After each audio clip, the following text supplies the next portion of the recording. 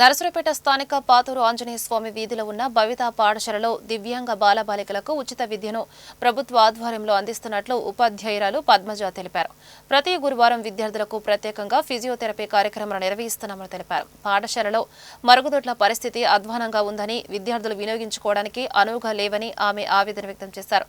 కొత్త మరుగుదొడ్లు నిర్మించాలన్న అంశంపై అధికారులు వెంటనే స్పందించి చర్యలు తీసుకోవాలని ఉపాధ్యాయులకు రాకీ మీడియా ద్వారా విజ్ఞప్తి చేశారు.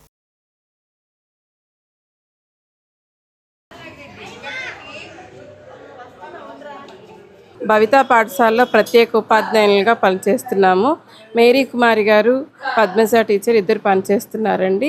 అలాగే ఫిజియోథెరపిస్ట్ గారు పెద్దన్నారావు నాయక్ గారు కూడా ఉన్నారు. ఇక్కడ ప్రభుత్వ సేవలన్నీ ఉచితంగా లభిస్తాయండి.